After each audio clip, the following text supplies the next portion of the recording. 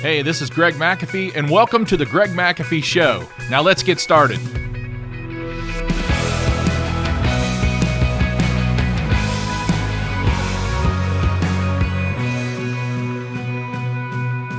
Hi, and welcome back to the Greg McAfee Show, where we discuss steps to successful entrepreneurship, how to take your business to new heights, and ultimately follow your dreams. Today we're going to be discussing zig when others zag. Now, if I had to define that, I would say it's basically when you do the opposite of what your competitors do, or if it's not exactly the opposite, it's something different. You may just veer off a little bit, or you may go the opposite direction. It just depends on what the situation is. Or you just might remain straight, or you might follow your competitors. I mean, it just depends on the situation. So, but the herd mentality doesn't work for a zigger. They typically are not good at following others. Ziggers like something new. They like something exciting. They like to evolve. A couple examples. When back in the 90s, when R22 was being replaced, that's a refrigerant for air conditioners, and they came out with a new R410A model. Some manufacturers labeled it Puron, and a lot of companies shied away from it. It didn't have enough, didn't have a track record, didn't have enough history. Was it going to do well? But at McAfee, we jumped right in. We were the first one to install an R410A unit in the Dayton area, and we didn't look back. I mean, when we went on an estimate, and I was the estimator, when I went on an estimate, I would say, do you want the old stuff or would you like the new stuff? And they'd say, oh, well, I don't think I want the old stuff, do I? And that's just kind of how it went from there. And we started selling eventually 100% R410A units way before, it was mandated to do so. Another example is when we got into the air duct cleaning, and, a lot of companies didn't zig into the air duct cleaning. They avoided it. And we felt we needed to get into the air duct cleaning, and it was at the right time. 1993, we got into it. We only had two other competitors, and we dove right into it, and we went full go, and it picked up faster than anything we were used to in the heating and air world, and we didn't look back. So we just kept going. So now, here was a saying, see if you know who said this, but here's to the crazy ones, the misfits, the troublemakers, the round pegs in the square holes, the ones who see things differently. Well, that happened to be Apple, 1997. So begins one of the most brilliant advertising campaigns in history, celebrating the person who can think different and change the world. When the rest of the world was zagging, Apple and Steve Jobs was zigging. So ziggers see things others don't.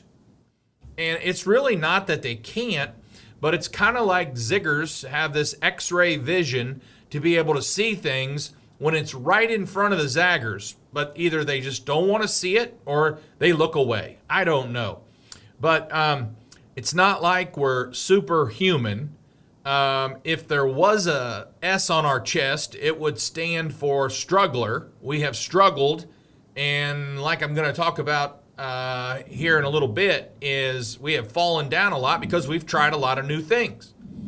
And so we're a zigger is in the top 1 percentile of business owners, and we just seem to see things differently. But we also need to realize that we fall down a lot. Like I said, people who try new things fail more often than others. but that does not stop them from getting up and pushing forward. So, creating your own brand is essential to success. And that's what a lot of Ziggers have done, is they've taken either a name brand they've carried, or they've created their own brand. And that brand is kind of a fusion of that person, kind of like Apple and Steve Jobs. So it's if I name some names, whether they're dead or alive, there's going to be some things that come to your mind right away when you hear these names. And so let's give it a shot. Henry Ford, Elon Musk, Elvis Presley, Dave Thomas, Steve Jobs, Toyota, Roger Goodell, Rolls-Royce. Okay, so each one of them should have brought something to your mind, whether it was high quality or whether it was a wow or whether it was who knows. So back in 1985, Blockbuster was founded by David Cook. He was kind of like the McDonald's brothers. I don't know if you've read or watched the movie about McDonald's brothers. I mean, they founded McDonald's and they put systems in place right away. There had to be a better way to make a hamburger. There had to be a better way to make them faster and make many of them with the same amount of ketchup, mustard, pickle, onions, whatever's on it. And they figured out a way, they figured out an ingredient for their French fries and how long to cook them. And of course they, with Ray Kroc's help, they came out with a fast way to make milkshakes, that milkshake machine.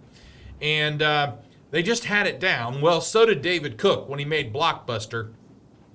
He zigged. He was a zigger. And he put systems in place, and he got up to around 4 stores. I mean, they had the barcoding. They were way ahead of their time. David Cook's Blockbuster. Well, we all know Wayne Huizenga came in from Waste Management and bought Blockbuster. And of course, he took it to a whole new level. And Blockbuster was just an unbelievable company. It grew extremely fast. And it was known as, Blockbuster Entertainment, a leading provider of movie rental and video rental services in America. By the 1990s, it had grown internationally, and in November of 2004, Blockbuster's user at the time had 84,300 people worldwide. And so they were zigging when everyone else zagged until they just got a little bit too big for their britches, a.k.a. Goliath, like I talked about previously, and that was their downfall.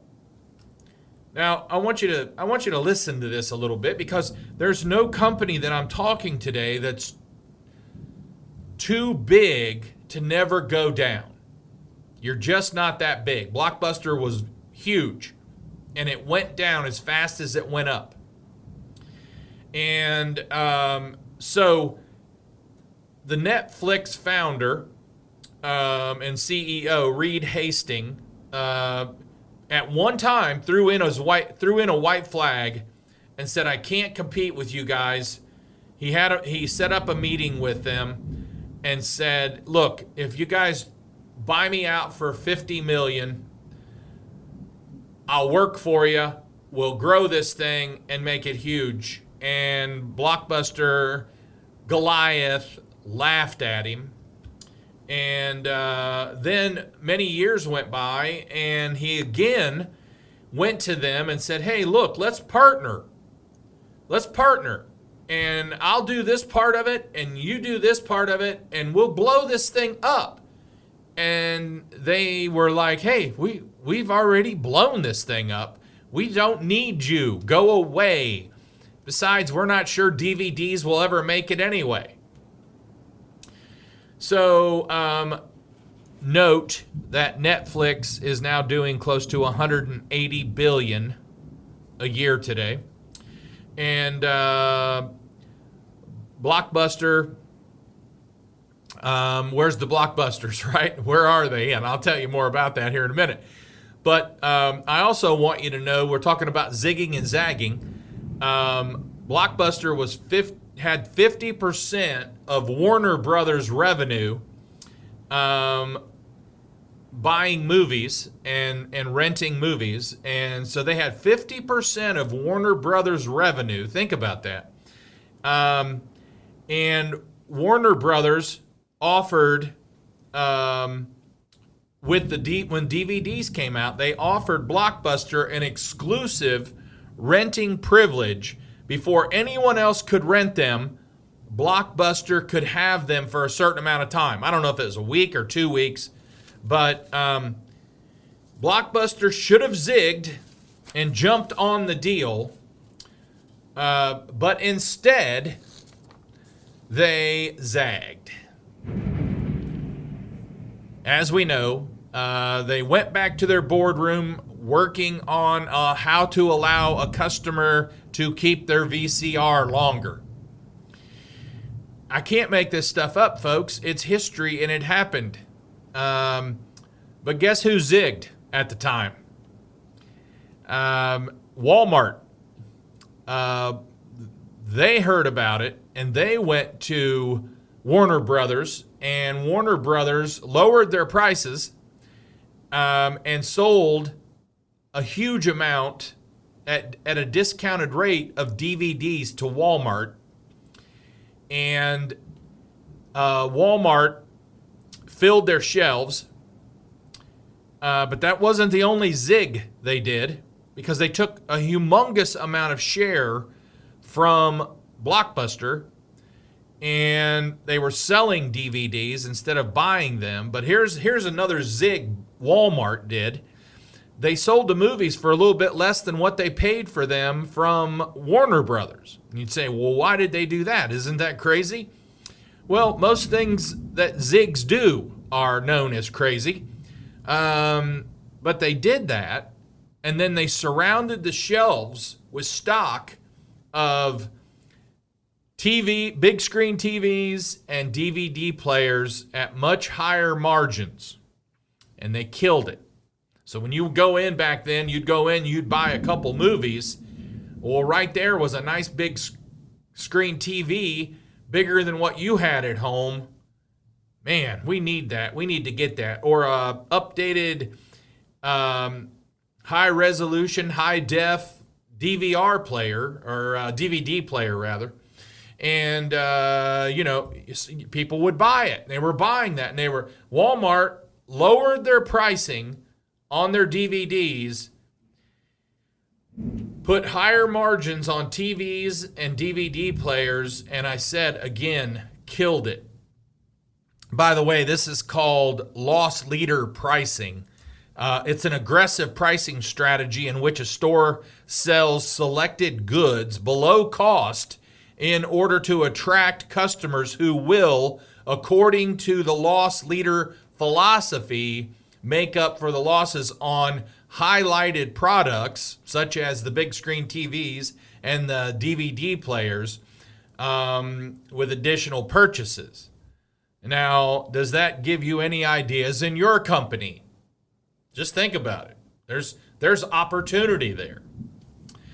So as Netflix grew, there is only one little Blockbuster left in the United States even today, and it's in Bend, Oregon. And honestly, it's still alive and thriving because of being a memory sake for people like me who would take my family in there once a week or once every 2 weeks and buy movies, or rent movies rather, and just enjoy the culture of a Blockbuster. Well, people are flying in from all over the world to experience, once again, a Blockbuster culture. And so it's nostalgic, it's memory, and they're taking their kids in who have not ever been in a Blockbuster and saying, this is what we experienced. So where are the opportunities in your company to zig? Where are the opportunities in your company to zig? And think about this. I want you to think about this. Where look for opportunities within your company, and also look for opportunities outside of your company. Look for where your competitors have stopped thinking.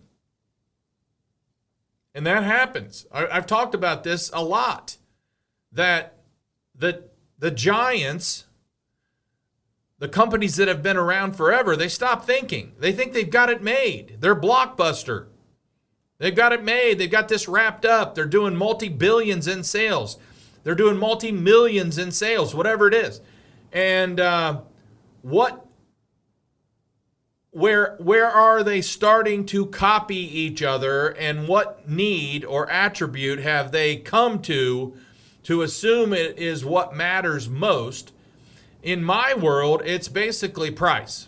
When we go out on an estimate, I can just about, through my sales team, because I get feedback, constantly get feedback from my sales team on what's going on out there. And when we hear that a good, strong competitor is going, prices are going down, well, we know either they're offering a special, which is rare, or they're hurting and they're just wanting to get a job and they're just wanting to keep people busy. So we can read that well. But when they go high, we remain the same, or sometimes we may go higher. And you say, well, how does that work? Well, it works extremely well. And I'm talking about our head-to-head or direct competition. The head-to-head or direct competitors are the ones that we deal with and compete with on a daily basis. Okay? So if we have 500 heating and air conditioning companies in our area, these are 2 or 3 that we compete with on a regular basis. It's and our closing ratio is at an all-time high. When the customer says, "Why are you higher than this company?" we may just ask, "You kind of expected that, didn't you?" And they always say, "Yes, we did." Or we might just say, "Does that scare you? If we're here and they're here, does that scare you at all?" I mean, they've got to back up their product. It's got gas. It's dangerous. It's got to keep you comfortable 24/7, 365. Does that scare you at all? So, like I said, our closing ratio is at an all-time high. If somebody wants to lower their prices and lowball a job once in a while, that's one thing. But if they want to do that that's up to them. I mean, to me, it doesn't make sense at all, and you're not going to be around long typically.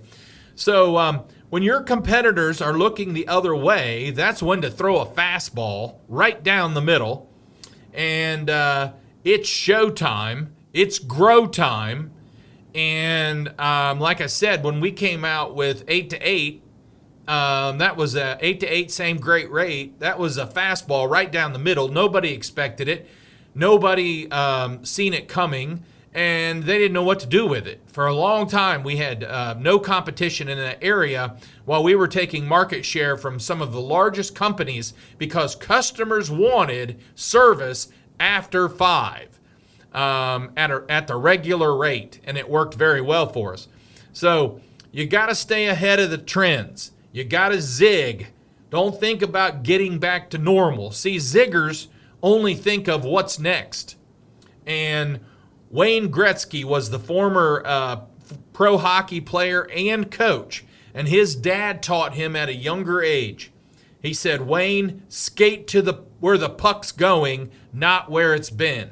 Don't focus on things as they are today, but instead try to anticipate what's next and then head in that direction. Personally, I really enjoy watching and listening to a futurist speaker.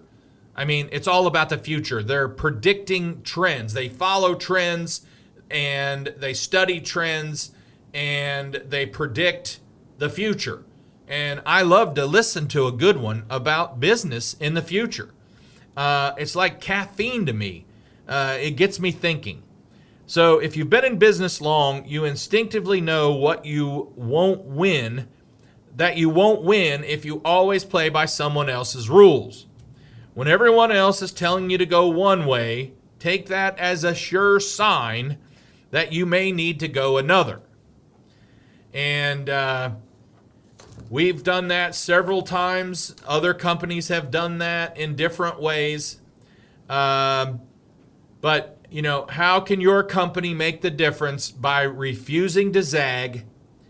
And, you know, how much time do you spend thinking about tomorrow?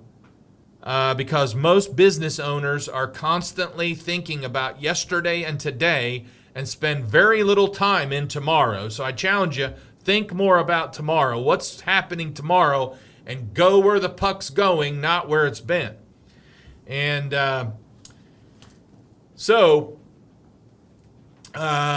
before we wrap up, if you are watching on YouTube, don't forget to like and subscribe below. You can also support this podcast by rating and reviewing it on iTunes or your preferred listening platform. Keep listening because I'm just trying to show you new ways to think. Think about tomorrow instead of yesterday. All this kind of stuff can help you sleep better at night, be more of a success, which is exactly what we're going to talk about next week, how to be more successful in your business.